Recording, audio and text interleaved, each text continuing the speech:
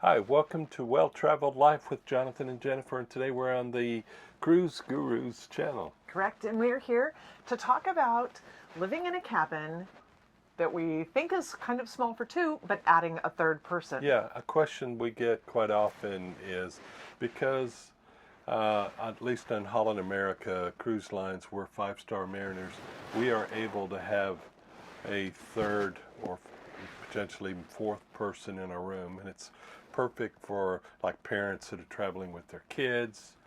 Or people that have friends that they want to Yeah, travel and with them. so we're often asked, "Oh, well, how does that work? Aren't you too crowded or whatever?" But I mean, it works in a lot of ways. One, somebody who wants to travel with you, who maybe uh, has never cruised, or they can't afford to cruise, or you're just trying to help them out, have a cheaper cruise. They can cruise. It's not free, but they can cruise at a much lower cost. So essentially, they're going to pay the port fees and taxes for your cruise. On this cruise, we're on a 1 month cruise with Holland America, and we are doing a very port intensive trip. So in these 28 days, I think we are hitting, and I'm looking at our itinerary right now, 16 ports, not including our embarkation and debarkation ports. Mm-hmm. So it's a fairly port-intensive cruise, which means that the taxes and the port fees are a little bit higher. We're going to be in Norway, Greenland, and Iceland, and that also affects your port fees and taxes. So different ports charge different fees. But I mean, for example, going home this fall back to the United States, we're traveling on a different ship, Princess, with somebody in our cabin, and that has a lot of sea days, so very that few cost ports is probably going to be much lower for him. So yeah, let me give you a general comparison. If you were doing a 17 port, 28-day cruise, that cost was over $1,000, well over. It was close to $2,000. If you're doing a 21-day, so it's transatlantic with very few ports, that cost was under $500. Mm-hmm. So that's the kind of difference that we're talking about. Yeah. And I think it's also important to mention you've got to book a room that can have a triple or a quadruple. You can't just say, "Oh, we have a couch and my kid can sleep on a couch." That won't work. Right. They won't really do that. They won't. So let's talk about the cabins and some of the possibilities. We've seen some cabins that have actually a bed that folds either out of the ceiling or out of the wall. Other cabins, like the one we're in, have a couch that is also a hideaway bed, and it's not a full-size couch. I don't know if it's really probably a one-person. It's a love seat, and it makes a single bed. Yeah. I mean, maybe two kids, small kids could. Well, no. So that's going to be one of the things. The cruise ship is going to, they have got this whole thing digitized, and they say, nope, this is a triple room. You cannot put four people in a room. You cannot register a fourth person. Even if they could fit, right. Even if you think, that's what I'm saying, even if you think they fit, the cruise will say no. So we are a triple room. We can get one extra person. That's it.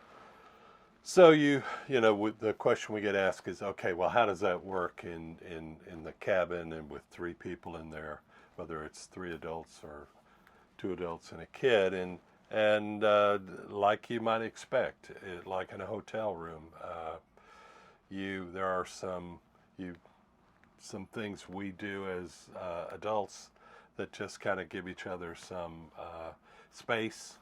That a little bit of privacy we use.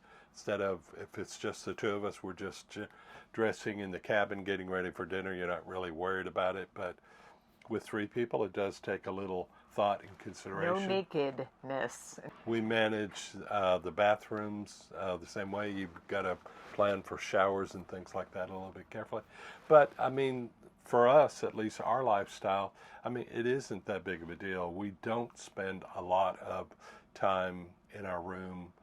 We're out and about the ship. You go to dinner, you go to shows, and that kind of thing.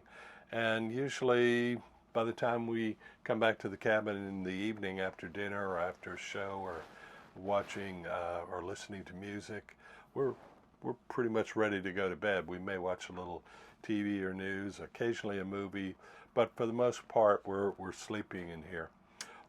What the room stewards will do for you each day is they will set up the bed and take it down. So at night when you go to dinner, they're in the room, they're making the beds anyway. If it was just the two of us, they'd be making our main bed, but they'll set up the third bed.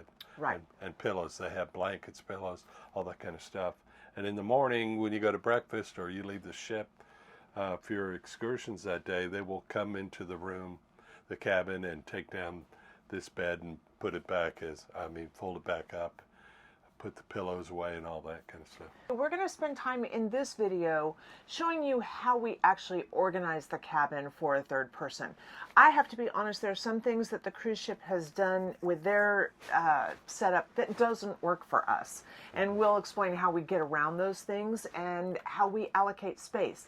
I think that's another important thing. And there are some things we do to make space a little bit more specialized for each of us and a little bit more personalized for each one of us. And I would say, just looking around the cabin, there are some things that are just space is always going to be a premium on a cruise. I mean, you're never going to have enough drawer space or closet space, it seems like.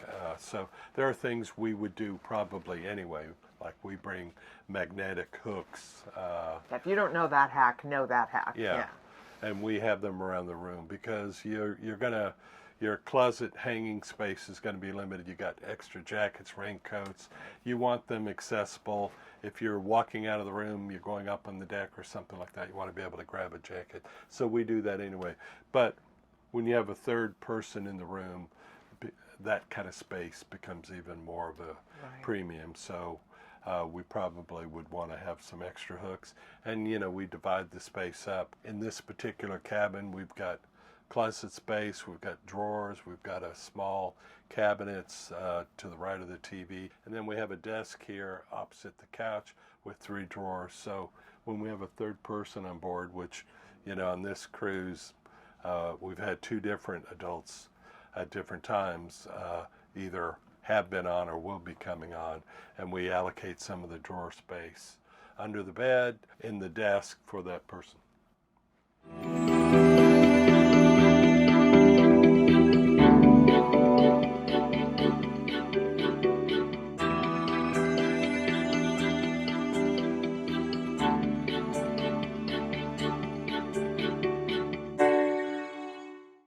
Okay, so let's talk about that.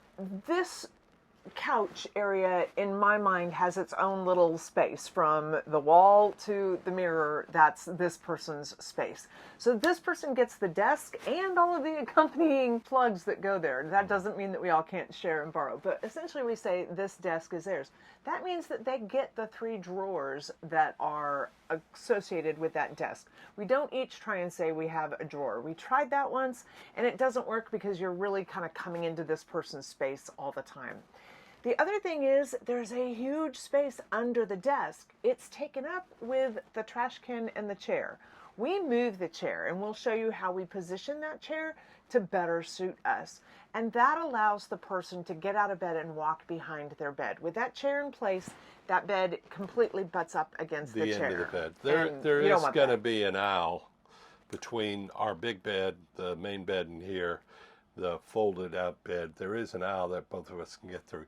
But frankly, as we use the room, we need access with the bed to that open, balcony. we want, because behind this curtain here is our balcony. There's a glass door that opens. When you have a small space and you've got 3 people in here, it's nice to have an extra space to go for privacy. So if we need to go outside and talk, or if we need to just don't want to go to sleep quite yet, we can go out on the balcony and enjoy our time there. Yeah. Or vice versa. Removing the chair and giving the person that sits here this whole space. That's sort of plan number 1. There's a hidden nook under the bed, and it's a big hidden nook. You probably are familiar with the idea of just slide your suitcases under the bed because that's where you store them while you're cruising, and that's great. but there are 2 drawers at the end of your bed. Your cabin attendants are using one of those drawers to store pillows and luggage pads and the duster that goes on the end of your bed.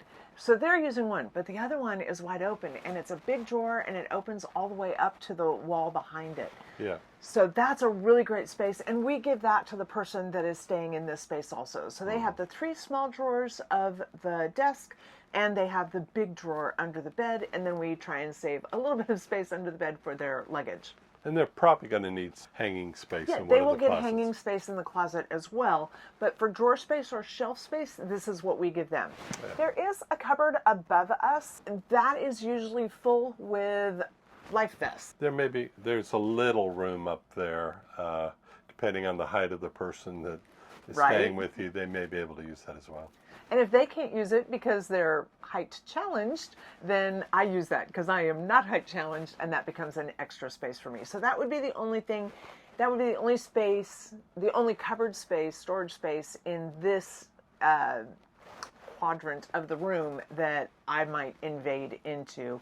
And that's going to be with stuff that I don't use daily, that I just sort of need to store. So right now I've got my snorkeling equipment up there. Yeah.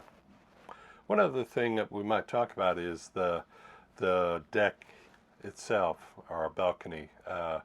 On this particular suite, we're on the 4th floor, and there is a track that goes all around the ship on deck 3, and so our balcony in this section is quite a bit wider than it normally would be. It's Right. kind of covering that deck and some of the tendering boats, lifeboats that are there.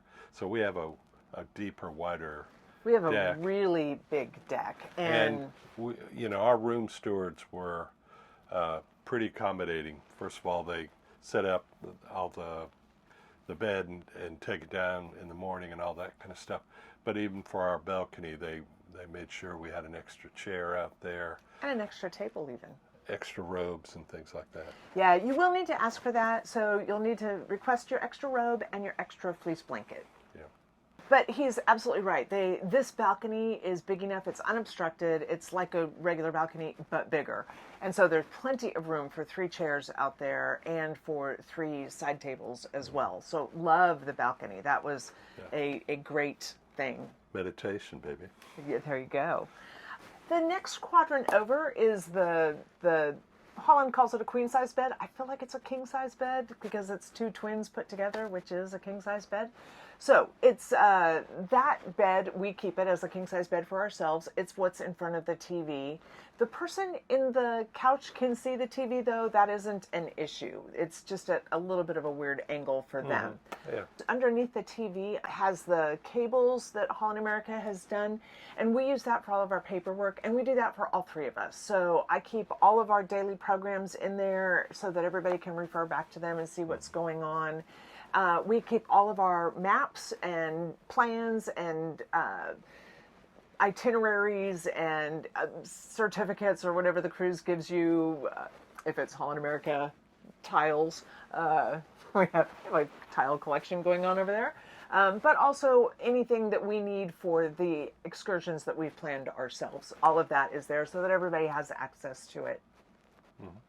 And then you've got, in that same, what I would call that same third of the room, you have the china cabinet. And if you've seen any of our other videos about how we set up our cabin on our own, we take everything out of the china cabinet and we don't use that for china. We use that because we need storage. And so that's where we can put all of our camera equipment, audio equipment. I know women that use that for toiletries, but there's lots of space in there. You have a glass shelf in the bottom, and then you have 2 open cabinets and another cupboard below. So we sort of claim the 2 open cabinets. Those are for our use, and that's part of, everybody gets their space. And we typically have our camera equipment and batteries and lights and things like that there. Right. The other thing is you have 2 nightstands, and we each claim our own nightstand and keep that as our own space. That means that the person on the couch doesn't have a nightstand. There is a bit of a space behind this couch where I'm sitting that acts as a nightstand. That's theirs to use. And It's just a little shelf behind the couch. it is. And it actually has a little well in it, so everything stays in there and doesn't slide off behind the couch. That's important. Yeah. These couches are not easy to get into and behind, and you don't want to have to move them and all that kind of thing. So, Like when you lost a small memory card and yeah, it's gotten done. Yep. that's me. And then the back quadrant of the room, and I keep saying quadrant like there's 4, I really think of this as thirds. So 1/3, bed third, and then the next third is the bathroom and the closets. And I'm just out there and say I hate Holland America's design where the bathroom door opens into the closet doors, both of them, and the front door opens into all of those as well. You have so many doors in one small space. I hate that, but At it least is what it is. That's the layout in this. It is the layout in their this typical one. veranda Yeah, style room. and it's going to be the typical, most insides, most ocean views, and most balconies will have this. Some of the handicap accessible are done differently, and we love that. But those are only for handicap folks that need those. Just saying. Anyway, the closets, there's only 2 hanging closet spaces, and one is a full closet for like hanging dresses, and the other one is a half closet for shirts and slacks and that kind of thing. And we share that with all 3 of us. So we try and keep each person's stuff in one closet so that they're not having to go back and forth between closets. Yeah. And they can open just one door and get to their stuff. There's also a top cupboard above your refrigerator that has a safe in it, but there's one extra shelf above that. We steal that and use that as one person's clothing, and then there's drawers below it, and we steal that, use that as other person's. So Right. one person gets shelves and one person gets drawers. In the half closet, there's shelves below for shoes, and we share that. So usually the third person shares that closet with Jonathan, and I get the hanging closet to myself. Depends on the sex. Depends on of the it third does. person. It depends on the gender And of how who many we long have. jackets and coats and Exactly. things they have. I will say, and that's, we talked earlier about the magnetic hanging hooks. That's where those really come in handy, because if you're on particularly if you're on a long cruise, and we tend to do a lot of cruises that are 30 days or more, and if you're, depending on the climate and the area you're cruising in, if you have warm clothes and cold clothes and formal clothes, you quickly run out of room in those closets. So being able to hang your jackets and coats and things on the outside on these walls becomes critically important. Right. And so the last space I want to talk about is the bathroom. The bathroom is tight for 2 people. It can be tight for 3 people. What you understand is you never have 2 people in a bathroom at one time. Yeah. So bathroom is one person at one time. There's 3 shelves on the wall. We each obviously get a shelf, and we determine that based on height. Then we have a shelf underneath the sink area. That is a really good space to be able to just keep stuff. So if you have a toiletry bag or something, you can put it down there. Yeah, stuff that you don't necessarily need every day. Your extra supplies and things like that. So things like your curling iron, I use it only on formal nights or something like that. Also, we bring, extra toothpaste and deodorant because we are here for a long time, and it's just nice to have your stuff and not have to go shopping in a port where you may not be able to find a lot of the stuff you're looking for. Or it's incredibly expensive. Or it's incredibly We're looking at you, Norway. Yeah, thanks, Norway. Yeah. But I think the bathroom works well. There are 2 hooks on the back of the door, so a third person, we add an extra hook in there so that they can hang up a robe or their pajamas or a towel, whatever it is they need to hang up. And again, your cabin attendants do such a good job. They will make sure that you have 3 towels, 3 face towels, 3 hand towels, and you're taking 3 robes you're taking care of there. Yeah. I think the other thing, we said it earlier, is just with 3 people in the room, you really have to manage your time a little bit better. So we're kind of notorious for suddenly looking at our watches and realizing Well, dinner is in 30 minutes or something like that. And if we need to get in the bathroom and do some prep or wet our hair, comb it or whatever, we're dashing in there, we're pushing past each other. But with three people, we really need to plan that time a little bit better. And I think we're really good at it. And, and we we take talk. turns. I mean, it's a communication thing. Who needs a shower when? Yeah. And I'm going to take a shower. Does anybody need to get in there first? exactly. That kind of thing. I think I'm going to mention the unmentionables here because these are the things that can be a little more By difficult. definition, they shouldn't be mentioned. I know, but they need to be mentioned. So the toilet itself, let's talk about that. If you've been on a cruise ship, you know that toilets are really loud. They have that vacuum thing. So we choose to not flush in the middle of the night in order to not wake everybody up. So we sort of do you only flush on number 2, and that's What just is the it my rule. dad used to say? If it's yellow, let it mellow. If it's brown, flush it down. That is correct. So we use Dad's wisdom on that one. Yeah.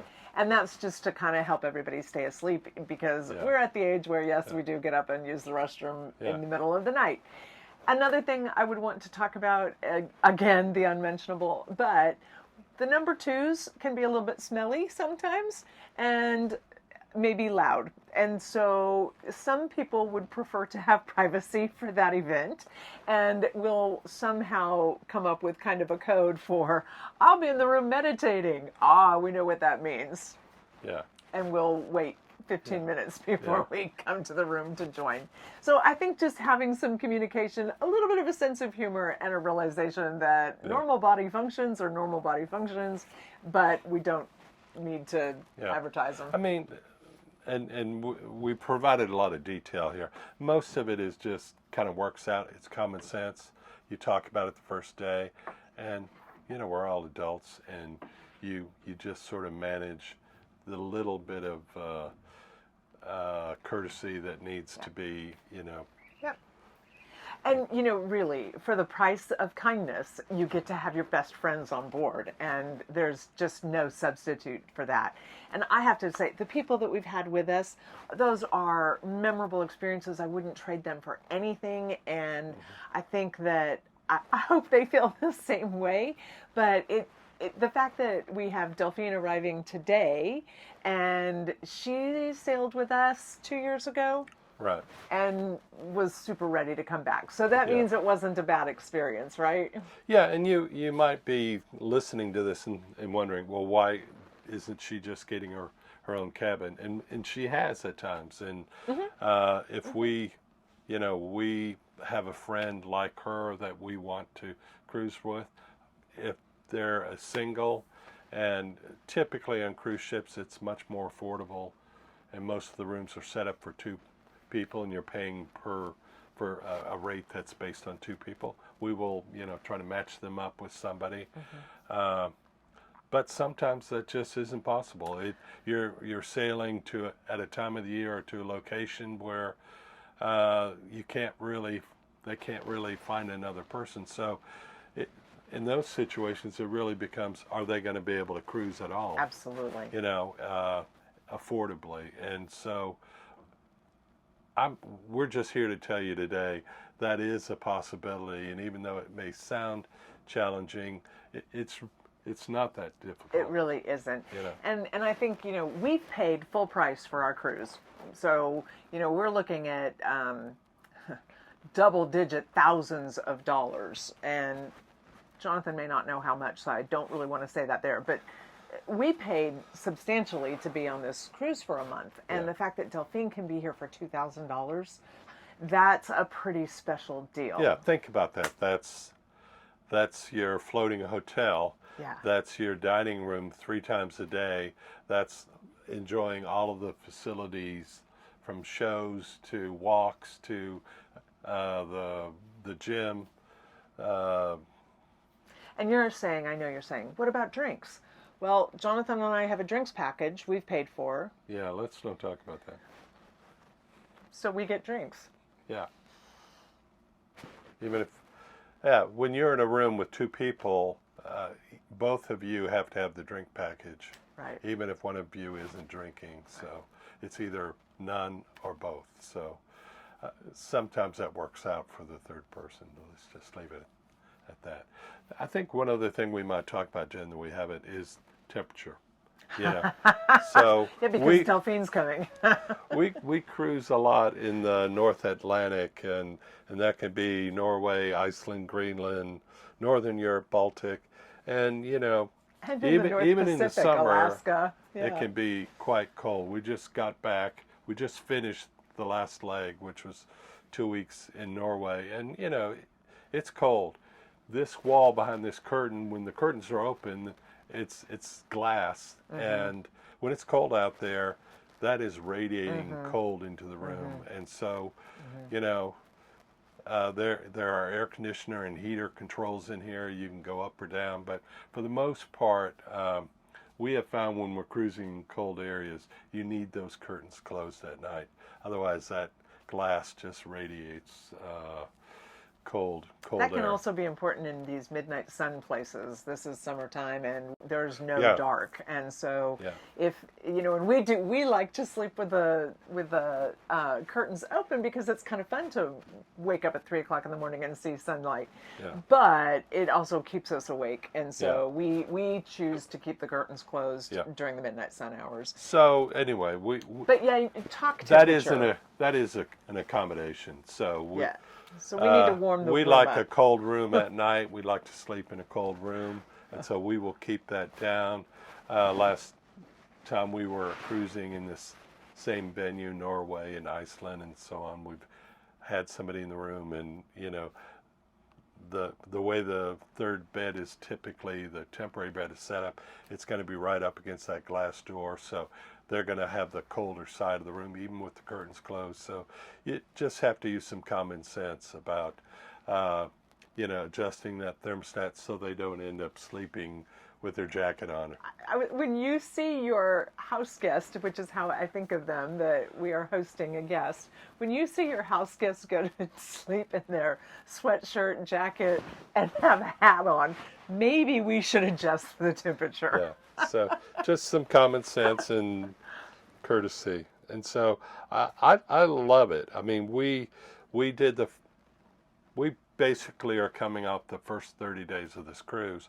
The first 2 weeks we cruised with our friend Mick, and I love that. And then we had 2 weeks, just the two of us. Love that as well. But he's so ready for somebody to come back on for board the with us. next 30 days, we're having our friend Delphine on board, and I really look for it. I mean, every night you've got one more dinner companion, and combine that with two friends from Canada who are coming on this next section for 30 days. We've got a dinner table of 5, and I know the conversations are going to be great every night. So I guess my main message here finally is, if you've got somebody who you would like to cruise, they don't have a partner for getting their own room, and they have a choice between not going or going and staying as the third person in your room, I mean, consider it. It really can work, even on a long cruise. And understand, we're talking about the extreme end of it, a 30-day cruise. It can work, and it can be fun, and the cruise line can accommodate you.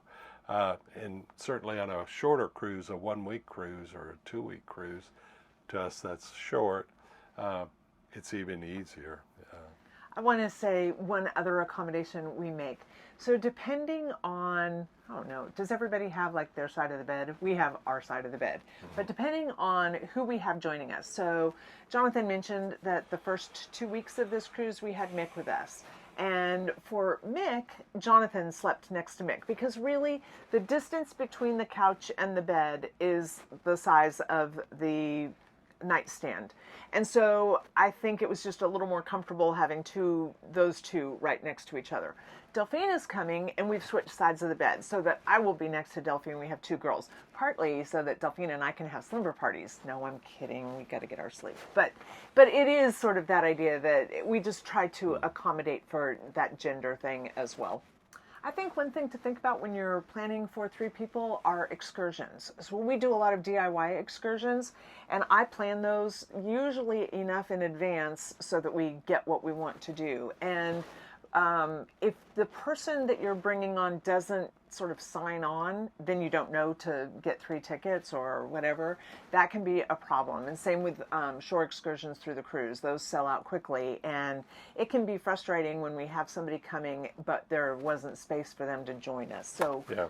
if you're going to make the decision to have them, make it early and be able to plan all of the activities with them. One other thing that bears mentioning is that as 5-star mariners, we have free laundry service on board. And That's the perk that's worth it.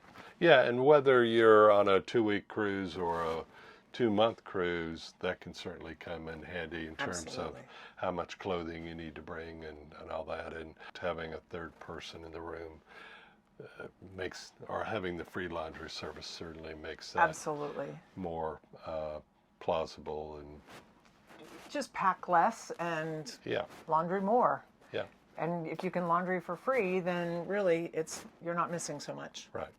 Thanks. Great point.